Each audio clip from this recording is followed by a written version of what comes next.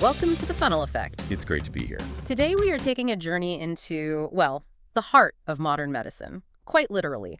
We're going to explore a story that sits right at this fascinating intersection between our human instinct to act quickly and the cold, hard reality of scientific data. That's a great way to put it. It's a story about assumptions, really, about the common sense that doctors rely on every single day. And how sometimes doing the intuitive thing, the thing that feels right, turns out to be maybe the most dangerous move on the board. That is a perfect setup. I mean, this deep dive is really a case study in critical thinking.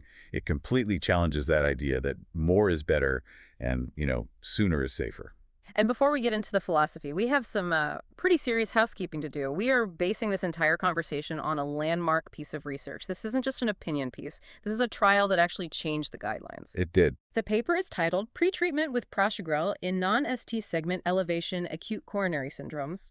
It was published in the New England Journal of Medicine, volume 369, number 11, on September 12th, 2013. The New England Journal. I mean, that's the summit. If you get published there, the entire medical world is listening. Exactly. And because science is a massive collaborative effort, and this trial was a truly global undertaking, we need to acknowledge the specific minds behind this data. Oh, absolutely.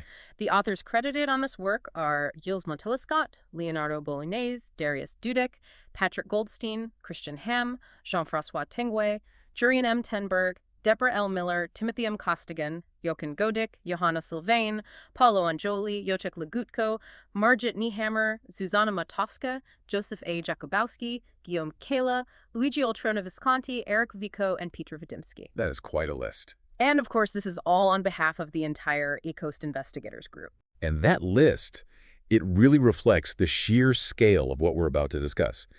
We're talking about thousands of patients, hundreds of hospitals, and nearly 20 countries. This wasn't some small experiment in one hospital. This was a global inquiry. So let's set the stage. What is the mission of this deep dive?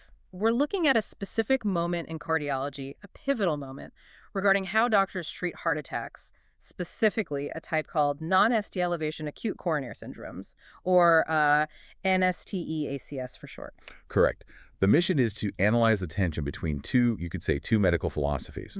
On one hand, you have the philosophy of speed, the belief that if a patient is having a heart event, you need to hit them hard and fast with medication to stop the damage right in its tracks. Time is muscle, as they say. Time is muscle, exactly. And on the other hand, you have the philosophy of precision, the idea that you should wait, you should visualize the anatomy, see exactly what is going on inside the arteries, and then treat. This study, the ACOAST trial, it basically put those two philosophies in a boxing ring to see which one actually saved more lives.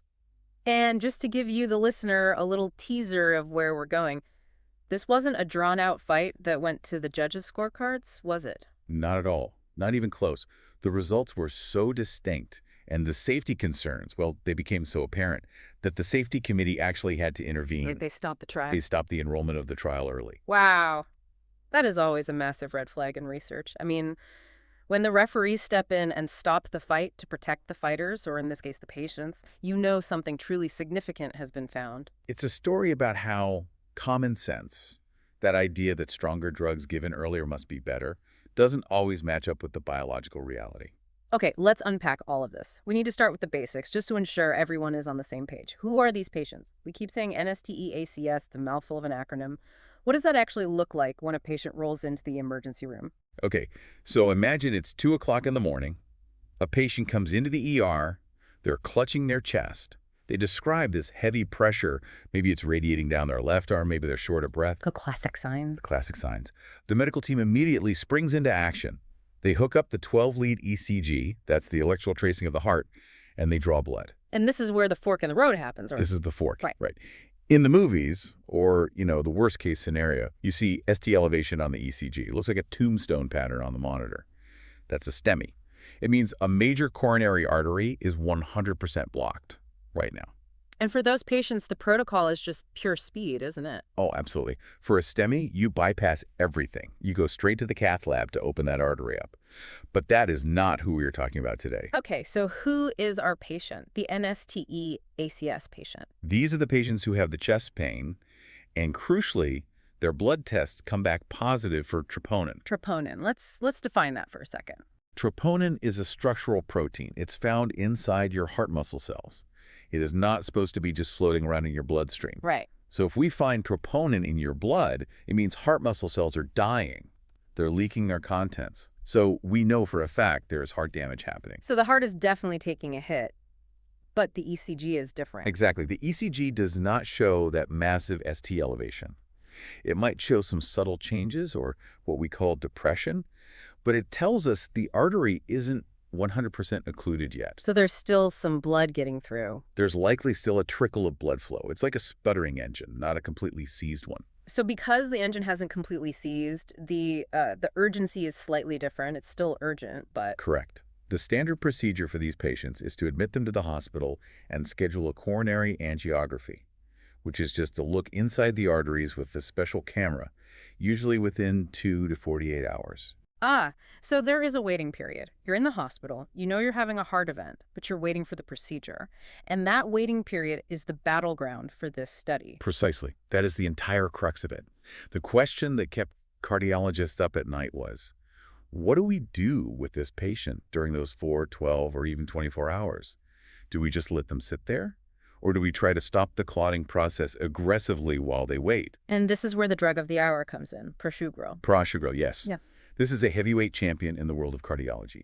It's what's known as a P2Y12 antagonist. Okay, that sounds incredibly sci-fi. P2Y12, what on earth is that? So think of your platelets, the little cells in your blood that form clots. Think of them as soldiers. Okay. The P2Y12 receptor is like a radio receiver on each soldier's back. When a blood vessel ruptures, the body sends out a signal, a chemical called ADP. The ADP calls the radio, the P2Y12 receptor, and tells the soldier to activate, get sticky, and pile on. So if you block that radio receiver? The soldier never gets the order. The platelets stay smooth and slippery. They don't clump together. No clump means no clot. Got it. Now, we already had a drug that did this, right? The famous one, clopidogrel or Plavix. You did. Clopidogrel was the standard of care for over a decade. But, clopidogrel had its limitations. It was a prodrug that required 2 separate steps in the liver just to be converted into its active form. So it was slow to work. It was slow, like a diesel engine on a cold morning. It took hours and hours to reach its peak effect. And because it relied on very specific liver enzymes, it was inconsistent. Some people are what we call poor metabolizers, meaning their liver just couldn't turn the key, so the drug barely worked for them at all. So Prasugrel is the upgrade. It's the sports car. It is exactly the sports car. Prasugrel is also a prodrug, but its metabolism is incredibly efficient.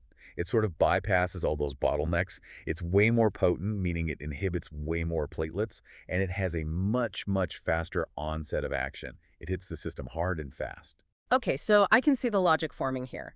If I'm a doctor back in 2010 or 2012, and I have this new Ferrari engine drug called Prasugrel, and I have a patient who is waiting for surgery who might be forming clots, why on earth wouldn't I give it to them immediately? That is exactly the logic of pretreatment. That was the thinking. The patient is vulnerable while they're waiting for the angiogram. Clots are dynamic. They can grow.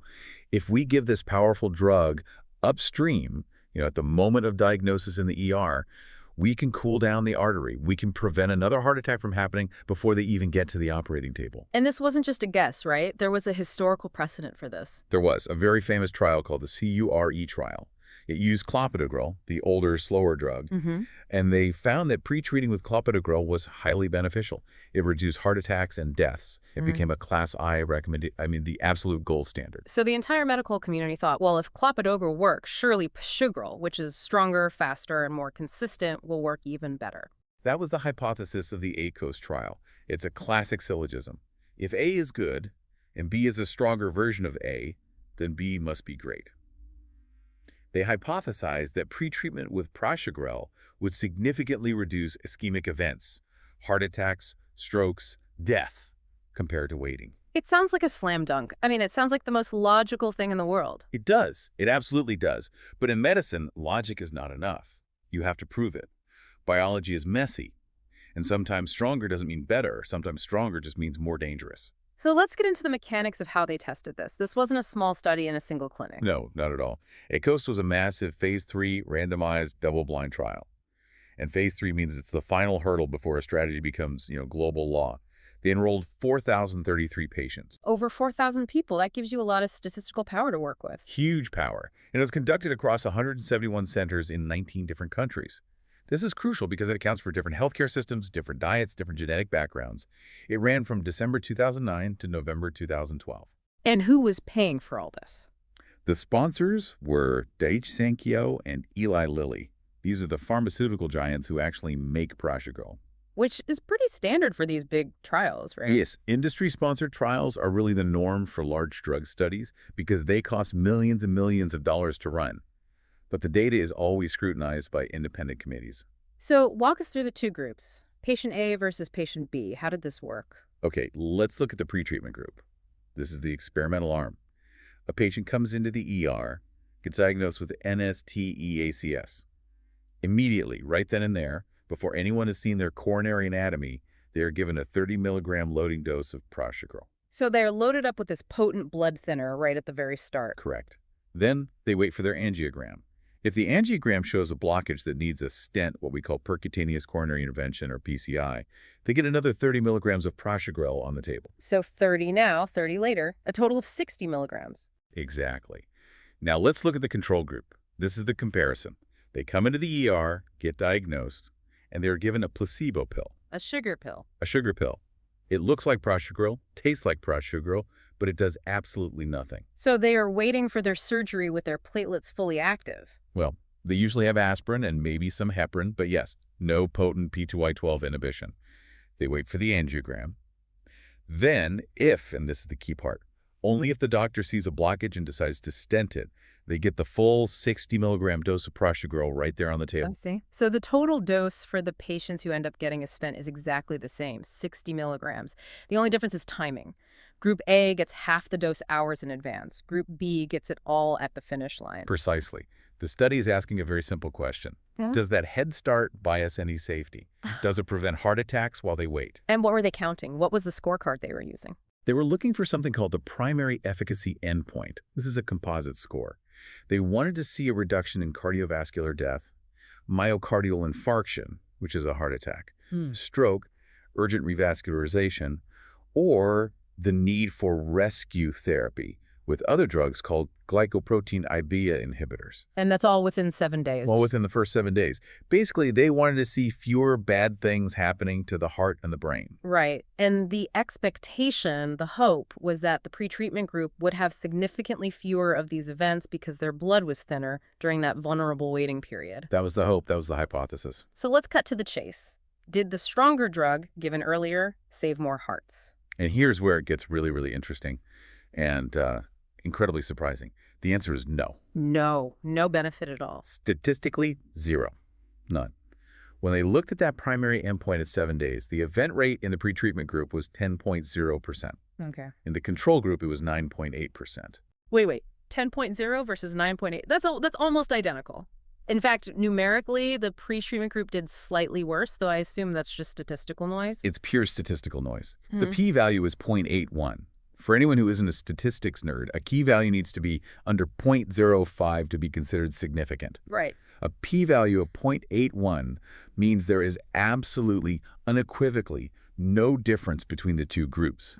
The lines on the graph are practically hugging each other. That is just shocking. We are talking about a drug that is chemically proven to prevent clots. How could giving it earlier not prevent clots? It is the great paradox of this study. And the researchers, they drilled down into the data. They thought, okay, well, maybe it helped prevent events specifically during that waiting period. Right, before they even get to the cath lab. That was the whole point of it. That was the whole point. So they checked. The event rate before catheterization was 0.8% in the pretreatment group versus 0.9% in the control group. A difference of 0.1%. That's 1 person in 1,000. Exactly. Meaningless. So then they checked again. Did it help the patients who actually got the stent? No. Yeah. Did it help the high-risk patients like the elderly or people with diabetes or those with high GRACE scores? Let me guess. No. So it didn't matter who you were or what stage of the process you were in, pretreatment did nothing to stop heart attacks. And just to be absolutely sure that the pills weren't duds or something, they did a pharmacodynamic sub-study. What does that entail? What is that? They took a small group, 23 patients, and they actually drew their blood at various time points to test their platelet reactivity. Wow. They wanted to see if the drug was actually working inside the body. So was it? It worked perfectly. The patients who got the pretreatment had profound platelet inhibition. Their platelets were completely knocked out. So biologically, the drug did exactly what it was designed to do. This is fascinating. So the biology worked, but the patient didn't get better. It's like greasing the gears of a car perfectly, proving that the gears are slippery, but then finding out the car doesn't go any faster around the track. Yeah. Or, to use a darker analogy, it's like you've disarmed all the security guards, the platelets, but then you realize that they're burglars, the clots. They weren't planning to rob the bank during that specific hour anyway. That is a very, very apt analogy. And unfortunately, while disarming the security guards didn't stop any robberies, it did leave the bank doors wide open. Which brings us to the safety results. Right, of course. In medicine, every drug has a trade-off. If you thin the blood, you risk bleeding. That is the fundamental seesaw of cardiology. So if there was no benefit, was there at least no harm? I wish I could say that. I really do. But the harm was significant. The major issue, as you predicted, was bleeding. How bad are we talking? They used something called the TMI criteria for major bleeding. TMI stands for thrombolysis and myocardial infarction. It's just the standard ruler we use to measure bleeding severity. Okay. Pretreatment significantly increased the risk of major bleeding. The hazard ratio was 1.90. 1.90. Okay, let's translate that for the listener. What does that mean? It means the risk was almost double. If you pretreat, you are roughly twice as likely to have a major bleed compared to waiting. And does that include bleeding from, like, a major surgery? That's a great question. Even when they look specifically at non-CKBG-related major bleeding, so excluding the patients who needed bypass surgery, the risk increased by a factor of 3. A factor of 3. So you're telling me you have 3 times the risk of a major bleed just for taking the drug a few hours early? Yes. And it gets even more alarming. When they looked at life-threatening bleeding, the hazard ratio was 5.56. Whoa, hold on. Say that again. 5.56. Over 5 times the risk of a life-threatening bleed. That is a massive signal. We are not talking about a nosebleed here or a bruised arm. No, absolutely not. We're talking about intracranial hemorrhage bleeding into the brain. We are talking about massive blood loss that requires multiple transfusions. We're talking about hemodynamic instability, where your blood pressure just crashes because the tank is emptying out. My goodness, where were these people bleeding from primarily? It varied. A lot of it was at the access site, the groin or the wrist, where the catheter goes in. If your platelets are knocked out, that little puncture wound just doesn't seal up. Mm-hmm. But they also saw pericardial bleeding, which is bleeding into the sac around the heart, and retroperitoneal bleeding. Retroperitoneal bleeding is particularly scary, isn't it? I've heard about that. It is the nightmare scenario for any doctor. The retroperitoneal space is this area behind your abdominal cavity. Mm-hmm. You can bleed liters, literally liters of blood into that space without it being obvious on the outside. Often the very first sign is that the patient's blood pressure just plummets and they go into shock. By the time you find it, they've lost a huge amount of their blood volume. And remind me, did this massive increase in bleeding come with any reduction in clotting? Usually you accept a little bit of bleeding if it prevents something awful like stent thrombosis. That is the usual trade-off, exactly. Yeah. Stent thrombosis is when a fresh clot forms right inside the new metal stent. It's catastrophic. You usually want potent drugs to prevent that. But here, stent thrombosis rates were incredibly low in both groups. 0.1% in the pretreatment group versus 0.4% in the control group. 0.1 versus 0.4. The difference was not statistically significant. Yeah. So you didn't really prevent stent thrombosis, but you caused massive life-threatening bleeding. So let me see if I can summarize the scorecard. You take the drug early. You get 0 protection against heart attacks. You get 0 significant protection against stent clots. But you get 3 times the major bleeding and almost 6 times the life-threatening bleeding. That is the summary. It is all risk, no reward. And that is exactly why the Data and Safety Monitoring Committee stepped in. Yes. These big trials, they always have an independent committee that's watching the data in real time to make sure patients aren't being harmed. They're sort of the guardian angels of the study. They met 7 times during this trial. In November of 2012, they looked to the data curves and they said, stop. They pulled the plug. They recommended stopping enrollment immediately. The harm was clear. The benefit was non-existent. Continuing the trial would have been unethical. They couldn't, in good conscience, randomize another patient into the pretreatment arm. That really underscores how severe these findings were. It wasn't just a neutral result. This was an actively harmful strategy. Absolutely. And this brings us to a very important discussion about what we're calling the funnel effect of diagnosis. This is why we named the episode this way. Let's explore that. When a patient walks in with chest pain and a positive troponin, we give them the label NSTEACS. But that's just a label. It's not an anatomical diagnosis. Exactly. We know the heart is unhappy, but we don't know why. The funnel starts really wide. You have this broad group of patients. But as you do more tests, as you go down the funnel, you find out that these patients are actually very different from one another. And the ACOS trial gave us a great breakdown of what actually happens to these patients. Remember, everyone in the pretreatment group got the drug. But did everyone actually need a stent? I'm guessing not. No, Yeah. not at all. About 69% of the patients ended up getting a stent, or PCI. These are the people for whom Prasugrel is actually intended. But what about the other 31%? Right. About 6% needed CKG coronary artery bypass grafting. That's open heart surgery, sternotomy, the whole works. Oh, I see the problem. If you need open heart surgery, you definitely do not want powerful, irreversible blood thinners in your system. Exactly. Cardiac surgeons dread operating on patients who are loaded with Prasugrel. It turns the tissues extremely friable. They just ooze. It makes it very hard to stop the bleeding. If you pre-treat everyone, you are actively sabotaging that 6% who turn out to need surgery. You are painting them into a corner. Yes.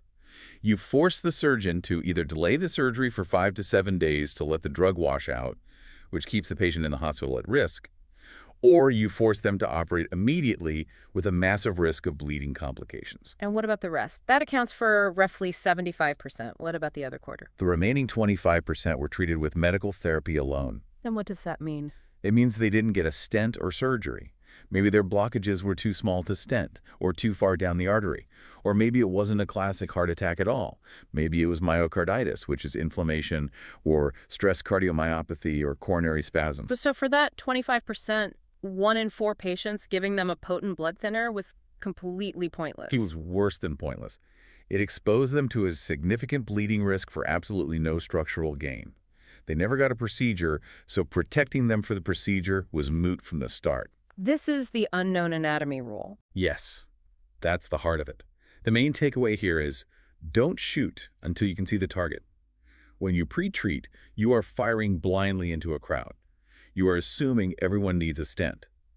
But 32% of the time, almost 1 in 3 patients, you're wrong. Let's talk about the patients who did get stents, though. The 69%. Surely for them, the pretreatment was okay. I mean, they needed the drug eventually anyway. You would think so. It's a very logical question. But even in the specific PCI cohort, the people who actually got the procedure, the results held up. Pretreatment offered no benefit in ischemic events, but it still caused significantly higher bleeding. It was 2.4% versus 1.4% for major bleeding at 30 days. So even if you guessed right and the patient did end up needing a stent, you still hurt them by giving the drug early. Precisely. The strategy failed even in its target demographic. I want to touch on something regarding the bleeding locations. You mentioned access sites. I know in modern cardiology, there's a big push to go through the wrist, the radial artery, instead of the groin, the femoral artery. The wrist bleeds less because the artery is smaller and you can compress it against the bone. That is correct. Radial access has been a major advancement in safety, a huge one. Did that make a difference here? Did the wrist patients escape the curse of pretreatment? That is a great question, and the authors looked at it specifically. The study had a mix. About 43% were radial, so through the wrist, and 57% were femoral, through the groin.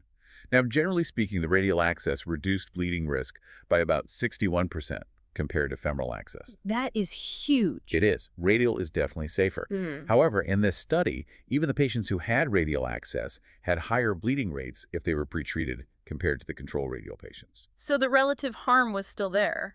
Exactly. You can't say, oh, I'm using the wrist so I can afford to be reckless with the pharmacology. A flawed strategy is flawed, regardless of the surgical technique. The radial approach mitigates the risk, but the pretreatment amplifies it right back up again. This brings us to the big why. Why did this hypothesis fail so spectacularly? We know clopidogrel worked when it was given early. Why did Prasugrel fail? It really comes down to pharmacokinetics, how the drug moves through the body. Remember how I said clopidogrel is slow? The diesel engine. The diesel engine. Yeah. Right. With clopidogrel, you needed that head start. If you gave clopidogrel on the table right at the time of stenting, it wouldn't be fully active for another 4 to 6 hours. During those hours, the fresh stent would be vulnerable to clotting. So you had to pre-treat just to cover that gap. You were winding the clock so it would be ticking when you needed it to be. Exactly.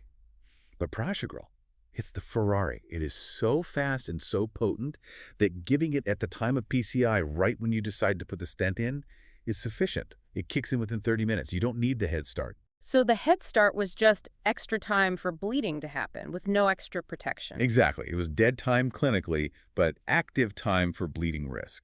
And the second factor is the waiting time itself, right? Yes. In the ACOS trial, the average time from diagnosis to angiography was only 4.4 hours. That's pretty fast. It is very fast. Hospital logistics have improved so much, we don't leave people languishing for days anymore. And in that short 4-hour window, the risk of having a spontaneous heart attack while you're just lying in a hospital bed is actually very, very low. You're trying to prevent a fire in a house that isn't really burning? Using a fire hose that destroys all the furniture. Yes. The event rate before the cath lab was less than 1%. So trying to prevent an event that rarely happens is a very low-yield strategy. It's a classic risk-benefit mismatch. You are taking a very high risk, the bleeding, to prevent a very low risk, the pre-cath infarction. Precisely. It just doesn't add up. I want to zoom out a bit. This study was published in 2013. How did it change the guidelines? I mean, did doctors actually stop pre-treating? Oh, it had a massive impact. Before this, everyone was pre-treating. It was almost a reflex action. Chest pain, troponin, load them up. It was standard dogma. And after? After ACOST, the guidelines changed. The European Society of Cardiology, for example, changed their recommendation to specifically advise against pre-treatment with Prasugrel in NSTE-ACS. That's a complete 180-degree turn. It is. It shifted the entire paradigm to wait for the anatomy. Now, the standard of care is to take the patient to the cath lab, shoot the dye, see the blockage, and then, if you are going to stent, give the Prasugrel. What about other drugs? Like Ticagrelor, that's the other big one we hear about. Ticagrelor is a bit more complex. There was a huge study called Plato where patients were pre-treated and it actually showed a benefit, but the design was different. It compared Ticagrelor to clopidogrel, not to placebo. However, even with Ticagrelor, there is a growing trend toward waiting, especially given that risk of needing bypass surgery. But for Prasugrel specifically, ACOST is definitive, the door is closed, do not pre-treat. It's fascinating how one single study can just erase a standard practice. It makes you wonder how many things we do in medicine are based on assumptions from older drugs that just don't apply to the newer technologies. That is the beauty and, I suppose, the brutality of evidence-based medicine. We have to keep testing our assumptions. Just because a drug is stronger doesn't mean it should be used sooner. Just because something makes biological sense, inhibiting platelets, doesn't mean it makes clinical sense. Biological sense versus clinical sense. I really like that. The platelets were inhibited, the biology worked perfectly, but the patient bled, the clinic failed. We treat patients, not platelets. We treat patients, not platelets. That is a quote for the wall. It is the golden rule. We can get so obsessed with the numbers, the biomarkers, the enzyme levels, that we forget there's a person attached to all of them. So as we start to wrap up, what should the listener take away from all of this if they're a medical professional or just someone interested in how science really works? The takeaway is the absolute importance of defining the problem before you apply the solution. In NSTE-ACS, the problem isn't fully defined until you see the angiogram. You don't know if it's a stent, a bypass, or nothing at all.